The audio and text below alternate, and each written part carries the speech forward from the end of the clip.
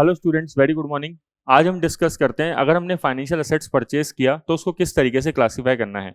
Student, financial assets classify करने के लिए ये जानना जरूरी है कि हमने डेट में इन्वेस्टमेंट किया है, कि इक्विटी में इन्वेस्टमेंट किया है, कि डेरिवेटिव्स में इन्वेस्टमेंट किया है। क्योंकि सबका क्लासिफिकेशन का तरीका अलग अलग होता है। जैसे डेरिवेटिव को क्लासिफाई करा जाता है FVTPL, मतलब P&L के थ्रू क्लासिफाई किया जाता है। इक्विटी इंस्ट्रूमेंट को नॉर्मली FVTPL में क्लासिफाई करते हैं या फिर FVTOCI में क्लासिफाई करते हैं। बट आज हमारा जो टॉपिक रहेगा क्लास का वो रहेगा डेट इंस्ट्रूमेंट्स में अगर हमने इन्वेस्टमेंट किया तो उसको किस तरीके से क्लासिफाई करना है। स्टूडेंट, डेट इंस्ट्रूमेंट में अगर इन्वेस्टमेंट किया तो हम उसको तीन तरीके से क्लासिफाई कर सकते हैं: अमोर्टाइज कॉस्ट पे, fair value through other comprehensive income पे, और फेयर वैल्यू थ्रू P&L पे।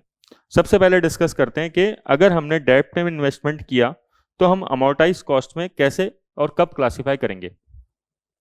स्टूडेंट्स, ध्यान से देखने वाली बात यह है कि अगर हमने डेट में इन्वेस्टमेंट किया तो अमोर्टाइज कॉस्ट पे तभी रिकॉर्ड करना है हमें उस डेट को जब business model test number 1 pass हो जाए और contractual cash flow characteristics test pass हो जाए।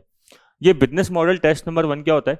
मतलब हम उस डेट को होल्ड करेंगे टिल मैच्योरिटी। अगर हम उस डेट को होल्ड करेंगे टिल मैच्योरिटी तो हम कहेंगे कि हमारा business model test number 1 pass हो गया। Contractual cash flow characteristics test क्या बोलता है, जिसे CCFC टेस्ट बोलते हैं।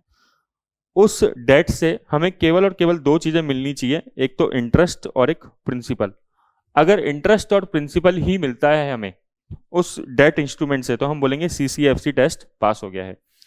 अगर मान लीजिए हमारे BMT2 और CCFC टेस्ट पास होता है तो हम रिकॉर्ड करेंगे fair value through other comprehensive income पे।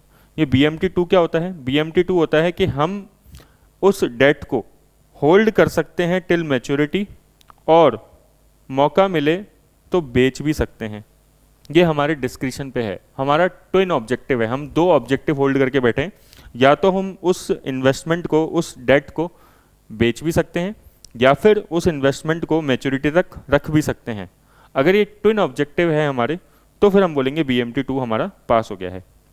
CCFC टेस्ट सेम है कि मतलब हमें उस डेट से केवल इंटरेस्ट और प्रिंसिपल मिल रहा है, उसके अलावा कुछ भी नहीं मिल रहा है।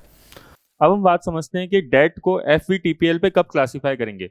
मान लीजिए कि हमारा contractual cash flow characteristics test pass नहीं होता। कैसे?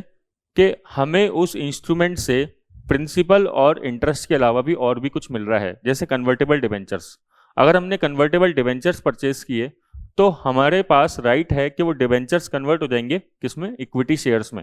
तो ये प्रिंसिपल और इंटरेस्ट के अलावा कुछ मिल रहा है, तो इसलिए यहाँ पे जो ऑप्शन अप्लाई होगा हमारे पास वो FVTPL अप्लाई होगा।